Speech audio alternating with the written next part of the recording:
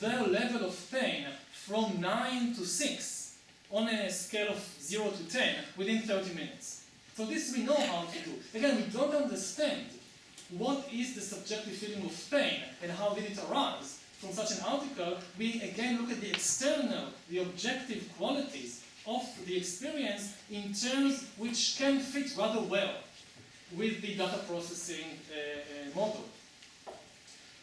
And we get so accustomed to treating subjective experience like this, I mean, talking all the time only about what can be quantified and measured, that we forget that subjective experience has a subjective, that this is the main thing about it, a subjective part. And we forget that it is not at all clear, even when we understand perfectly well the whole process of pain, from touching something hot with my hand until it goes to the brain and comes back and I move the hand, we understand everything. And we still don't understand what exactly is the subjective feeling of pain and where did it come from. And most importantly, and I think this is the most crucial problem today, what good is it? What is the function? What is the point? What is the purpose of having subjective experiences at all? Paradoxically, the better and better we understand the body and the brain and the nervous system in terms of a data processing mechanism, the less and less need we have of taking mind and subjective experiences into account, to such an extent that I think today we have a big problem for the theory of evolution. Maybe the only big problem left for the theory of evolution is to explain what are the evolutionary advantages of having a mind, of having subjective experiences over functioning without mind, without subjective, with a brain, with processing data, but without the subjective part of this business. Let us assume, just for the sake of an example, that the first time mind appeared in the kingdom of life, in the annals of life, was in some kind of primordial fish, maybe 50 or 100 million or 200 million years ago, living in some lake. And let's assume that the temperature of that lake reached up to 40 degrees Celsius in different parts and no more. And the fish lived there for many years. And then there was climate change, and the temperature of some parts of the lake began to rise, so that some parts of the lake became hotter, 41, 42, 43 degrees Celsius, and this killed the fish. Fish that continued to swim in hot parts of the lake died and didn't pass their genes on. And let's take as an example 3 fish. I'll name them after the patriarchs in the biblical story, Abraham, Isaac, and Jacob, so it will be easier to know who comes after whom. So we have the first generation of the fish Abraham. The fish Abraham has no mind, has no subjective consciousness, but he has DNA, he has algorithms for processing data about the world, which control the way that Abraham acts. And Abraham, its DNA tells him, he has detectors for temperature, because it's important for the fish, but the genetic program tells Abraham, if the temperature is over 40 degrees Celsius, continue as usual. There is nothing to do about it. And the Abraham-type fish die whenever in larger and larger numbers because they swim into the dangerous areas and die. And then, miraculously or not miraculously, there is a mutation in one fish, Isaac. For some chance reason, there is a mutation, and Isaac's program is changed, and now the DNA tells Isaac, if the temperature is over 40 degrees, swim away. And according to standard evolutionary theory, what will happen? There will be fewer and fewer Abrahams in the lake, and more Isaacs in the lake, because the Isaacs will know to be careful of the hot parts of the lake. But then there is an amazing third mutation, Jacob. And Jacob's mutation creates the first subjective experience, creates mind. It tells him, if the temperature is over 40 degrees, it is painful, and swim away. Besides the physiology of pain, of signals coming from the detection system, going to the brain, being processed, then sending back orders to the whatever it's called, fins, and the fish swims away. So in Jacob, the same thing happens, but with the addition that Jacob feels pain, unlike Isaac, that did not feel anything because he doesn't have mind, doesn't have subjective consciousness. Now, what is the functional difference between Isaac and Jacob? Is there any evolutionary advantage for Jacob over Isaac? Is there any evolutionary advantage of feeling something subjectively rather than just processing the information and carrying on according to what the algorithm says? If not, then it's very difficult to explain not how mind arose for the first time, but how mind became so successful evolutionary, at least in the mammals and birds and so forth. In other words, a different way of looking at this question is to ask, what is the algorithm of consciousness? What is the algorithm of mind? What is the mathematics of mind? Do we know of any, on a theoretical, on a mathematical level, do we know about any algorithm, about any problem of calculation that must have subjective experiences in order to solve it? To write some problem of calculation, some equation, you can't solve it without having subjective experiences. This is actually the question. Do we know of any such problem of calculation? If life is all about just calculations, just algorithms for calculating the chances of survival, it's all calculation, then is there any calculation that needs subjective experience? Otherwise, you can't calculate the result, or you can't calculate it fast and efficiently enough.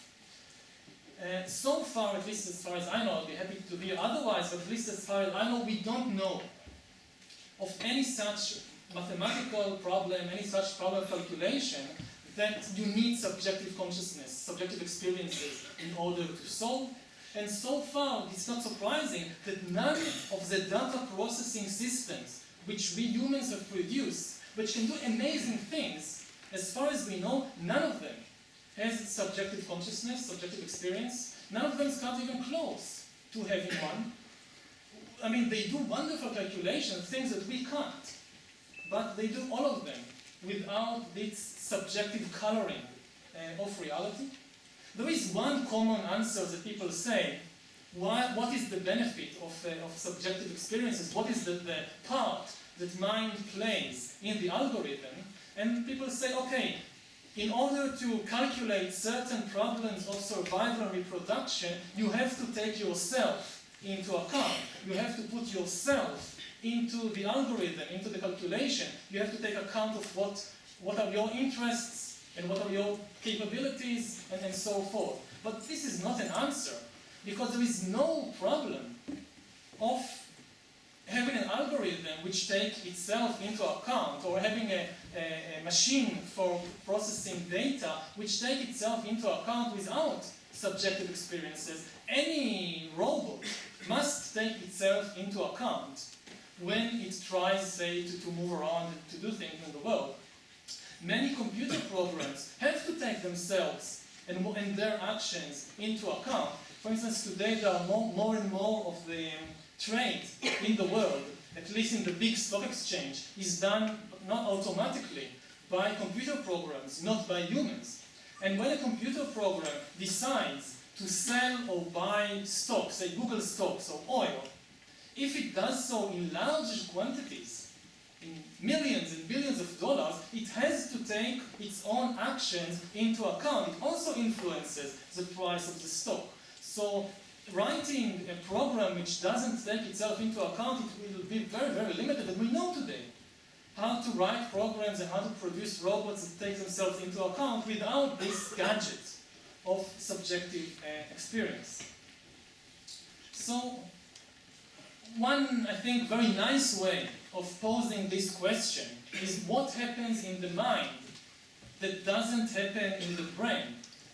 And if nothing happens in the mind that doesn't happen in the brain, why do we need mind? Why do we have mind to begin with? And as I said earlier, the better we understand the processes that take place in the body, in the nervous system, in the brain, the more difficult this question becomes. Because if we have a perfect explanation of how data from the eye about an apple reaches certain part of the brain, and then certain neurons fire, and then other neurons fire, and then other neurons fire, and then other neurons fire, and so forth and so on, and finally the hand moves and takes the apple. We understand it perfectly well in terms of just a process of biochemical reactions. So there is no need at all to bring mind into the explanation. We can explain it 100% without ever invoking anything that happens in the mind. And if we ever reach such a perfect explanation, then it will be a very, very big problem. Because we can understand the body and behavior of animals perfectly without needing to invoke the subjective level. So how to account for its existence? Now there is an analogous problem. There was an analogous problem in science with God. Very often, in previous centuries, when people didn't know how to explain something like lightning, they said, okay, this is something God does. Or how did life emerge? God did it. What accounts for gravity? God accounts for gravity. Now, as science, as our understanding of the world advanced, so we realized that we can explain lightning without invoking God. We can explain the origin of life without invoking God. We can explain gravity without invoking God. And the more perfect the explanations became, the less need there was of God, and finally they said, okay, we don't need him. So we gave him the same. No more God. There is no more God in science. You can't publish any article in any academic journal, I think in any discipline, which explains something with God. I can't go, say, to the American Historical Review, and I'll send it an article explaining World War I as the victories of the Allies of the Entente in World War I. Why did they win? Because God favored them. No historical journal will publish such an article, because there is no place for such explanations in today's academic world.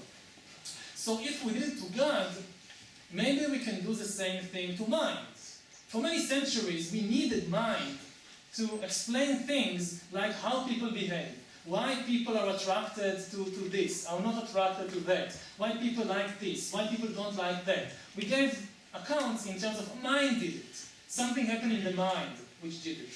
As we become more and more expert in explaining everything in terms of just biochemical reactions and electric currents, we don't need a mind.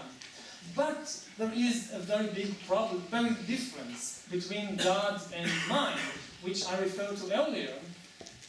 We have no proof that God exists, and we have no proof that mind exists either. We can't prove that mind exists to somebody who wants a proof. But the big difference is, scientists are not God, so far, but they do have minds. And therefore, they can't, or at least for now, they can't ignore its existence the same way. They can't just say, okay, it doesn't exist. We don't need it for the explanation, it doesn't exist, because they do have it. And it still demands an explanation.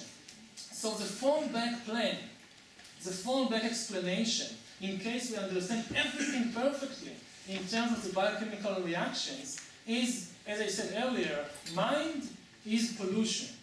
It's kind of biological pollution. It's a non-essential, it doesn't do anything in the process, but it's unavoidable byproduct of the process of analyzing information organically. The same way that, say, humans, when they breathe and do everything they do, they exhale CO2. It doesn't serve any purpose, the CO2, but they must do it, it's part of the process. So the same way, when I go around in the world picking apples and so forth, I produce mind. this kind of pollution, and then there is nothing we can do about it. So this is the alternative, the fallback plan for explaining what mind is doing in the world. Now, another possibility is that the model is simply incapable of taking mind into account for some reason, which we don't have the time to go into. We can't give account of mind in terms of data processing because the central feature, the nature of mind, is not data processing. It does not know. When you look at the world through the glasses of data processing, mind really disappears. Now, this could be the case. It is actually in the history of trying to explain mind, again and again, the phenomenon recurs that people take a model from the best technology of the day to explain mind, which afterwards seems inadequate. In the 19th century, when scientists tried to explain what mind is, mind, the most complex thing we know about, how does it function, so they turned to the most complex technology in existence in the 19th century and tried to explain mind in an analogous way. And the most complex piece of technology in the 19th century was the steam engine, the basis for the Industrial Revolution. So when they tried to explain mind in the 19th century, they said the mind is a steam engine. It works in the same way that a steam engine works.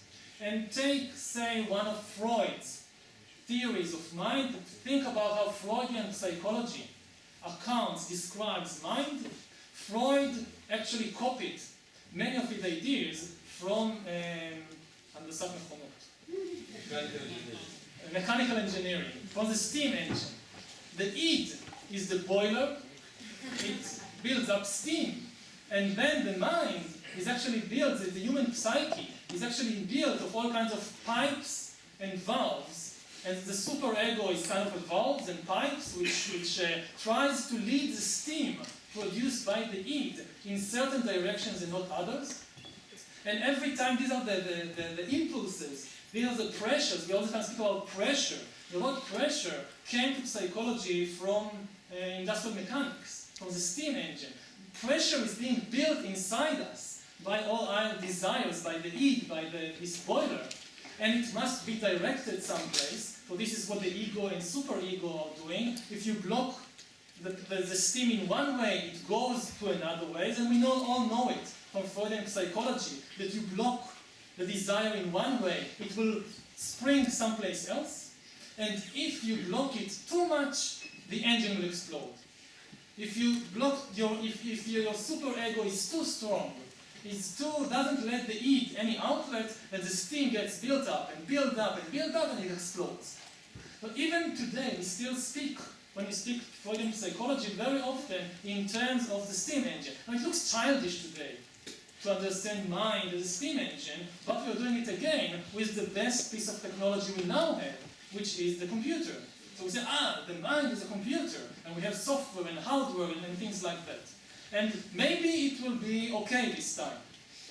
I mean, we are still in the process of studying, and there are amazing breakthroughs being made. So who knows? I mean, it doesn't. The fact that we made one type of mistakes in the past doesn't guarantee that all the time we make the same mistake. Maybe this time we've hit on the right model, and the mind really works like a computer. But, and this is the word of warning, maybe not. Maybe it's a bit superficial as taking the steam engine as the model for the mind. This is just one example of the blindness which may result from the one paradigm becoming omnipresent and omnipotent. When a paradigm becomes a master paradigm of many, many disciplines, it has huge advantages. Not only because it enables breakthroughs in many disciplines, but most of all because it enables better communication. Today, historians, economists, political scientists, biologists, computer scientists, they can all communicate much better because they all increasingly speak in the same terms of systems for processing data. But the danger also becomes bigger and bigger, that if in previous occasions, okay, one paradigm looked at the world through a particular frame, but the others corrected it.